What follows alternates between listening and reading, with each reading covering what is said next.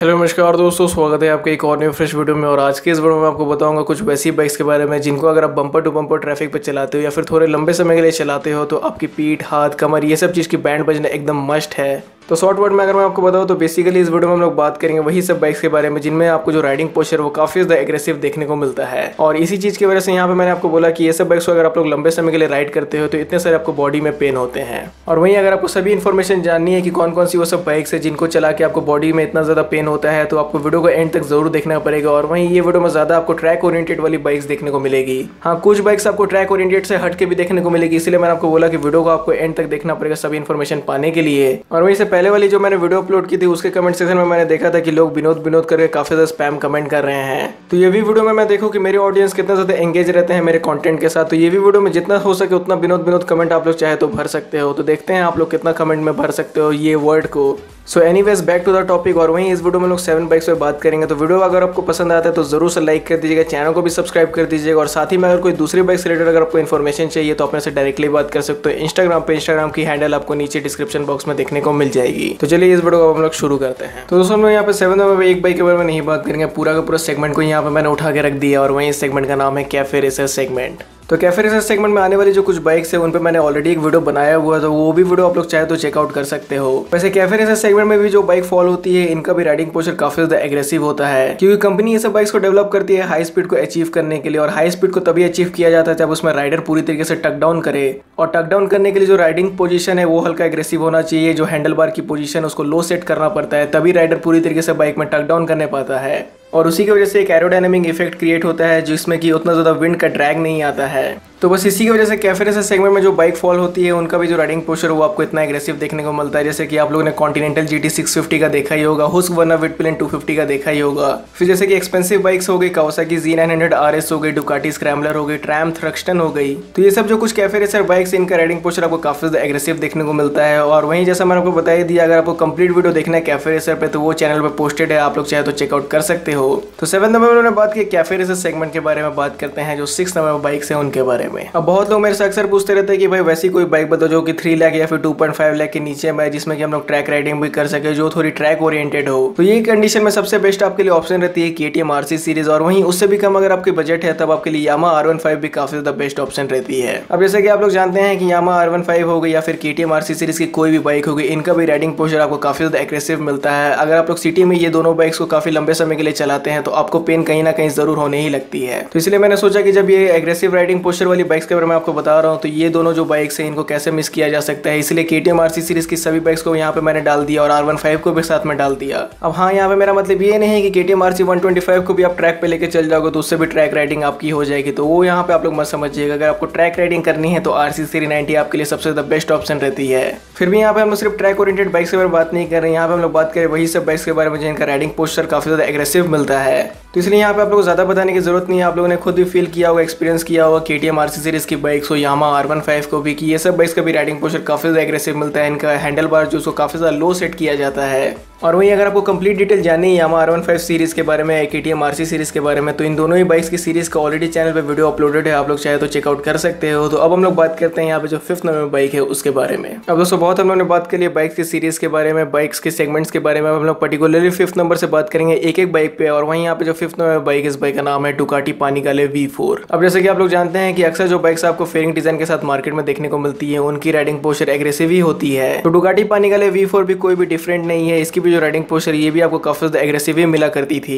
अब यहाँ पे मैंने थी इसलिए बोला क्योंकि अभी जब मैं वीडियो को बना रहा हूँ तो अभी तक से इसका कोई BS6 मॉडल को डुकाटी ने लॉन्च नहीं किया है। वो लोग ने बोला है कि मार्च 2021 को इसका BS6 मॉडल मार्केट में आएगा। तो वो सब तो बात की बात है, लेकिन जैसे हम लोग यहाँ पे बात करें वो सब बाइक्स के बारे में जिनका राइडिंग पोस्चर काफी ज्यादा एग्रेसिव है, तो डुकाटी पानिकाले V4 की भी इमेजेस आपको अपनी स्क्रीन पर दिख ही रही होगी, उसके मदद से आप लोग समझ सकते हैं कि इसका राइडिंग पोस्चर कितना ज्यादा एग्रेसिव होगा।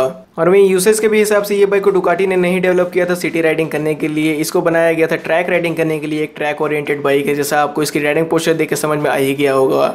लेकिन फिर भी जैसा कि आप लोग जानते हैं कि हर कोई सुपर बाइक लेने के बाद इंडिया में दिन भर ट्रैक ही नहीं चला जाता है, हर दिन ट्रैक खुला भी नहीं रहता है कि हर दिन जाके ट्रैक पे राइड किया जाए, इसलिए बहुत सारे लोग डायरेक्टली सिटी में ही राइड करते हैं। लेकिन फिर बाद में ये सब बाइक से सिटी राइडिंग करने के बाद वो लोगों की बैंड बच जाती है। अब आप ही लोग समझ सकते हैं कि इतना अगर राइडिंग पोस्चर एग्रेसिव होगा तो कहाँ कहाँ बॉडी में पेन नहीं होगा। सो एनीवेज डुकाटी पानिगली V4 थी हमारी 5th नंबर पे, और वहीं इसकी जो लास्ट एक्स-शोरूम प्राइस थी वो 20,57,000 रुपीज थी। इस बाइक में 211 bhp का पावर दिया गया था और 124 न्यूटन मीटर का टॉर्क मिल जाता था इसके 1103 सीसी V4 इंजन से। तो दोस्तों यहाँ पे जो 4th नंबर बाइक, इस बाइक का राइडिंग पोस्चर तो काफी एग्रेसिव दिया ही गया है, लेकिन इस बाइक के साथ एक आंसर भी छुपा हुआ है। बहुत लोग मेरे से अक्सर पूछते रहते हैं कि भाई आपकी कौन सी फेवरेट सुपर बाइक है। तो 4th नंबर पे जो बाइक है यही मेरी फेवरेट सुपर बाइक है, और वहीं इस बाइक का नाम है कावासाकी निंजा ZX-10R। वैसे ये भी बाइक का कोई BS6 मॉडल अभी तक से लॉन्च हुआ नहीं जब मैं इस वीडियो को बना रहा हूँ। तो कावासाकी ने बोला है कि इसका जो BS6 मॉडल है वो जनवरी या फिर फरवरी 2021 में आपको मार्केट में देखने को मिल जाएगा। बट एनीवेज अगर वीडियो को टॉपिक के हिसाब से इसका राइडिंग पोस्चर पे फोकस किया जाए तो ये चीज़ आप लोग खुद से भी इमेजिन कर सकते हैं। जो इमेजेस और वीडियोस आपकी स्क्रीन पे भी डिस्प्ले हो रहे होंगे उसको देख के आप लोग ये चीज़ जरूर अनुमान लगा सकते हो कि इसका भी राइडिंग पोस्चर कितना ज़्यादा एग्रेसिव कंपनी ने दिया है। अब बात यहाँ पे ये आती है कि ये सब जो स्पोर्ट्स बाइक होती है, ये सब जो फेयरिंग वाली बाइक्स होती है, इनका राइडिंग पोस्चर इतना ज़्यादा आपको एग्रेसिव क्यों देखने को मिलता है। तो जैसे कि मैंने आपको कैफे रेसर सेगमेंट वाली बाइक्स के केस में बताया था, वही सेम चीज़ यहाँ पर भी लागू होती है। और वहीं ये जो कंप्लीट हैंडल बार का सेटअप है, इसकी जो लेंथ होती है, यानी जो सस्पेंशन से लेके जो हैंडल बार को जो अटैच किया रहता है उसका जो लेंथ होता है वो अगर छोटा रहेगा तो उसमें ट्रैवल कम होगी, और ट्रैवल कम रहेगा तो वो जो है हाई स्पीड पर ज़्यादा स्टेबल रहेगी। लेकिन इसका एक डिमेरिट क्या है कि अगर आपका जो सस्पेंशन है उसकी ट्रैवल कम होती है तो आपको जो राइड क्वालिटी वो काफ़ी ज़्यादा स्टिफ मिलती है, या फिर आप लोग बोल सकते हो राइड क्वालिटी काफ़ी ज़्यादा खराब मिलती है। तो ये सब कुछ रीजंस है जिनकी वजह से ये सब जो सुपर बाइक्स आती है इनका राइडिंग पोस्चर आपको इतना ज़्यादा एग्रेसिव देखने को मिलता है। और वहीं निंजा ZX-10R की जो लास्ट एक्स-शोरूम प्राइस थी वो थी 14 लाख रुपीज। इस बाइक में लगभग 200 bhp का पावर दिया गया था और 140 न्यूटन मीटर का टॉर्क मिल जाता था इसके 998 सीसी इनलाइन 4 सिलेंडर इंजन से।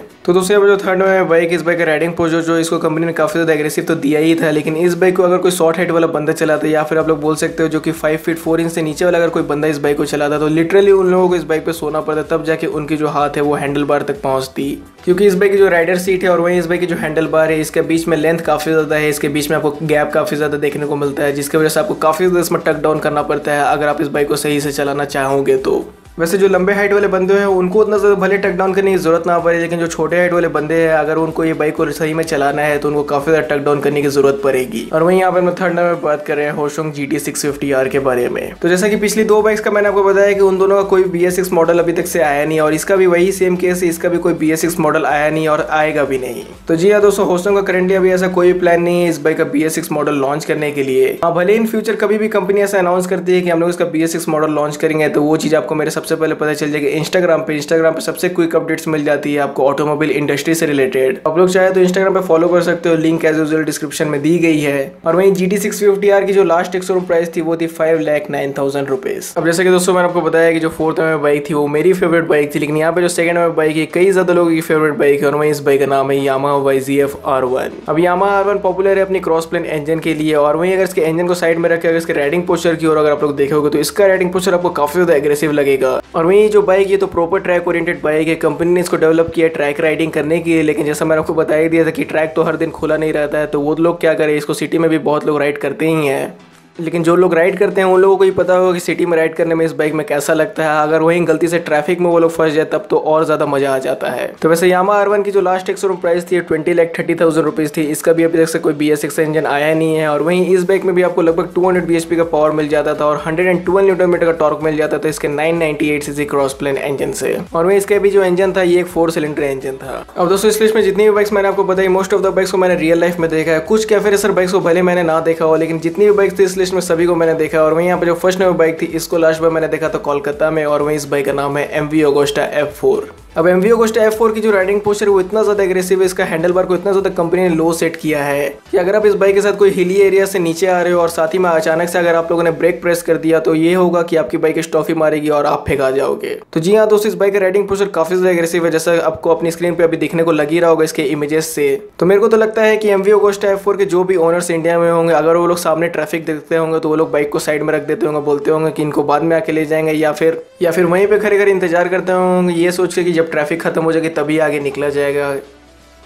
अब यहाँ पे मैंने ये सब चीज़ इसलिए बोला क्योंकि इस बाइक का राइडिंग पोस्चर जो है वो अब यहाँ पे ये सब चीज़ बोलने का बिल्कुल भी रीज़न बनता है क्योंकि इस बाइक का राइडिंग पोस्चर जैसा आप लोगों ने देख ही लिया होगा अभी तक कि काफ़ी ज़्यादा एग्रेसिव कंपनी ने दिया था। वैसे ये भी जो बाइक ये प्रॉपर ट्रैक ओरिएंटेड बाइक है। ये बाइक जानी जाती है अपनी क्वाड एग्जॉस्ट के लिए। ये बाइक उसी के लिए पॉपुलर है जिसकी वजह से ये बाइक स्टैंड आउट करती है बाद बाकी लीटर क्लास की बाइक में से। और वहीं इसकी जो लास्ट एक्स-शोरूम प्राइस थी वो थी 27,80,000 रुपीज़। तो दोस्तों यही कुछ बाइक्स थी जिनका जो राइडिंग पोस्चर ये आपको काफ़ी ज़्यादा एग्रेसिव देखने को मिलता है। तो यहाँ पे मैंने आपको 7 बाइक्स के बारे में बताया है। तो हो सकता है कि टोटल अगर आप लोग काउंट करेंगे तो 7 से ज़्यादा निकल जाए, लेकिन ओवरऑल देखा जाए तो 7 बाइक्स को यहाँ पे मैंने लेके चला था। तो फिर भी अगर आपको वीडियो पसंद आता है तो जरूर से लाइक कर दीजिएगा और अगर आप लोगों ने चैनल को सब्सक्राइब नहीं किया तो सब्सक्राइब भी कर दीजिएगा। आपका वीडियो देखने के लिए थैंक यू।